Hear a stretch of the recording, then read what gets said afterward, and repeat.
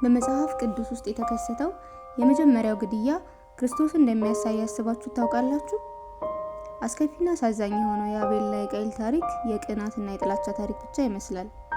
በዛም ውስጥ ግን ክርስቶስ አለ። ኢየሱስ በምድር ላይ ከመመላለሱ ከዓመታት በፊት ምሳሌው ተገልጦ ነበር። ስለዚህ ወደ ጥንታዊ ታሪክ እንመለስና እንዴት ክርስቶስ እንደሚያሳይ እንመልከት። አዳምና ሔዋን ከገነት ከተባረሩ በኋላ አዲስ ሕይወትን ጀመሩ። ከገነት፣ ከፍጹምነት፣ ከእግዚአብሔር በጣም ርቀው።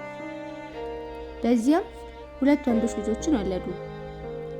ቃየል የበኩር ልጃቸውና ታናሽ ወንድሙ አቤል። ሁለቱም ከአንድ ማህፀን ቢገኙ ልባቸው ግን ፍጹም የተራራቀ ነበር። ቃየል ገበሬ ነበር። ጥሮ ግሮ ምድሪቱን ያርሳል። ከተረገመች አፈር ሰብልን ያበቅላል። አቤል ደግሞ እረኛ ነበር። መንጋውን ያሰማራል፣ ይጠብቃል፣ ይመግባል። ወረቀት ላይ ሲጻፍ ይህ ስራቸው ብቻ ይመስላል። በመንፈሳዊ መነጽር ግን ጠለቅ ያለ ትርጉም አለው። ከዕለታት አንድ ቀን ሁለቱ ወንድማማቾች በእግዚአብሔር ፊት መስዋዕትን አቀረቡ። ቃየል ሰብሉን ይዞ ቀረበ። አቤል ደግሞ በኩር የሆነ ጠቦት ይዞ ቀረበ። አንዱን ልውሰድ ብሎ ሳይሆን የሰባውና የሚያምረውን መርጦ። እግዚአብሔር አቤልና መስዋዕቱን ተመለከተ። በዚህች ቅስበት ታሪካቸው ሌላ አቅጣጫን ያዘ። ቃየል ፊቱን ጣለ። ልቡ በቅናት ቀለጠ። ግራ በመጋባት ተሞላ። ለምን እርሱ እኔስ ብሎ ሲያስብ ቃል የተናገረ ያህል ተሰማ። እግዚአብሔር ፊት ራሱን ከማዋረድ ይልቅ ውስጡን በመራርነት ሞላው። ብዙም ሳይቆይ ኃይለኛ ጥላቻ አደረበት። አቤልን ወደ ሜዳ እንውረድ አለው። ምስክር የሚሆን አንድ ሰው እንኳን በሌለበት ወንድሙን ገደለው። እግዚአብሔር በረገማት አፈር ላይ የንጹህ ሰው ደም ፈሰሰ። በሰው ልጅ ታሪክ የመጀመሪያው ግድያ፣ ወንድም ወንድሙን ገደለ።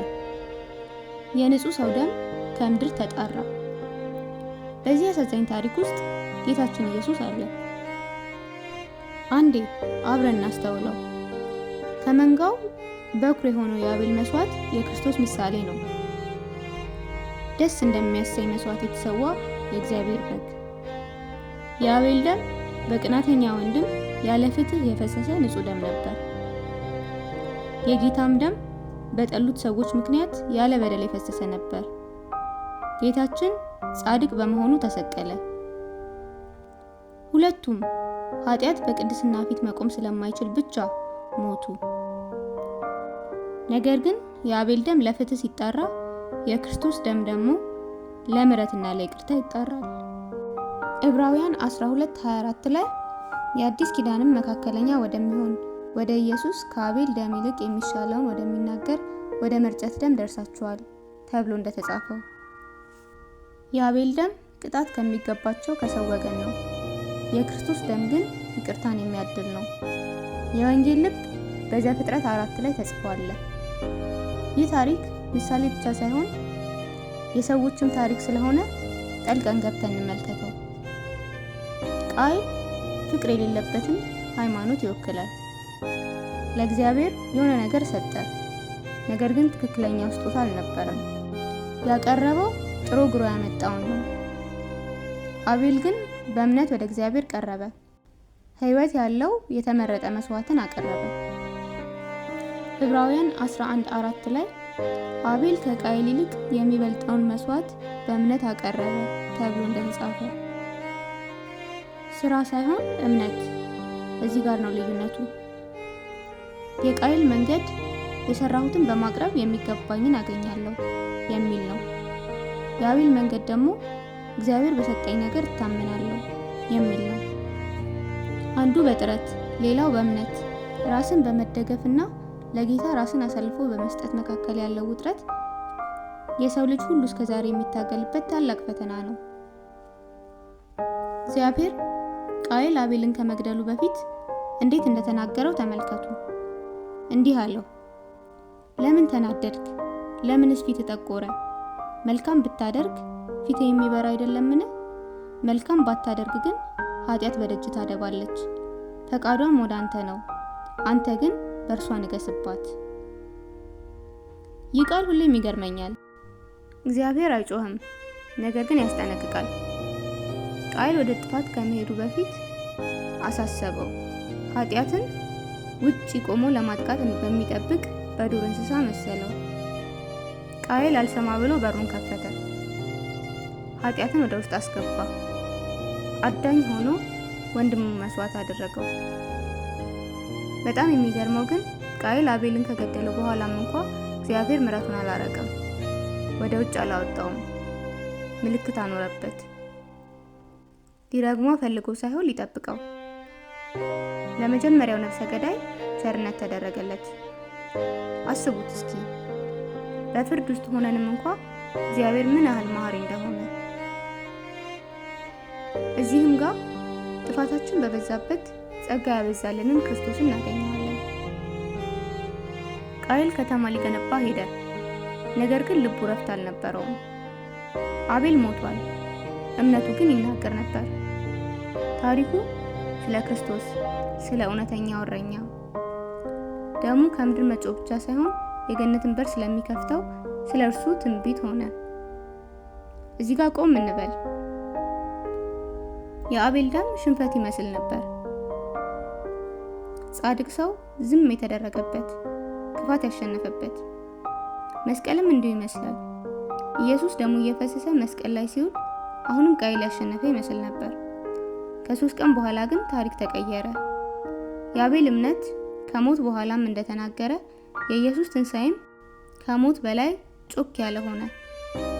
የአቤል ታሪክ የበለጠ መስዋዕት ይመጣል ይለናል። የኢየሱስ ታሪክ ደግሞ ተፈጸመ ይላል። አሁን ይህን ታሪክ ወደ ራሳችን እንውሰድ። ምክንያቱም ይህ ታሪክ ስለ 2 ጥንታዊ ወንድማማቾች ብቻ ሳይሆን ስለኛም ነው። ሁላችንም ውስጥ አቤልና ቃየል አሉ። ቃየል ማለት ሌሎች ሲመረጡ የሚቀናው፣ ስህተቱ ሲነገረው የማይወደው፣ በራሳችን በቂ መሆናችንን ለማረጋገጥ የሚታገለው ክፍላችን ነው። አቤል ደግሞ በእምነት እግዚአብሔርን ደስ ለማሰኘት የሚመኘው፣ በዝምታም ሆኖ ማንም ባያይ እንኳን ጥሩ ለማድረግ የሚታገለው ማንነታችን ነው። የቃየል መንገድ ተቅበዝባዥ ያደርጋል። የአቤል መንገድ በሞትም እንኳ ቢሆን ወደ ሰላም ያደርሳል። ደስ የሚለው ነገር ደግሞ ክርስቶስ ቃየልን ወደ አቤል ሊቀይረው መጥቷል። ያመጽነውና የወደቅነውን በእውነተኛ መስዋዕት በደሙ ሊሸፍነን፣ በእኛና በእግዚአብሔር መሃል ሰላም ሊያውጅ። ዘፍጥረት 4ን ስታነቡ እግዚአብሔርን መቅረቢያ 2 መንገዶችን ተመልከቱ። የራስ ጥረት ወይም እምነት። በዚህ በግድያ ታሪክም እንኳን ክርስቶስ እየታየ መሆኑን አስተውሉ። የአቤል መስዋዕት ጥላ ነበር፣ የክርስቶስ መስቀል ደግሞ አካል። የአቤል ሞት አሳዛኝ ነበር፣ የክርስቶስ ሞት ደግሞ ድል አድራጊ።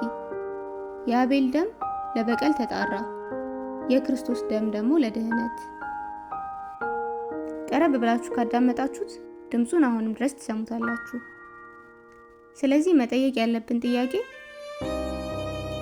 ቃየል አቤልን ለምን ገደለው የሚለውን ሳይሆን በጌታ ፊት የቱን መስዋዕት እያቀረብኩ ነው፣ ስራዬን ነው እምነቴን የሚለውን ነው። ምክንያቱም አንዱ ወደ ጥፋት ሌላው ደግሞ ወደ ጸጋ ይመራል።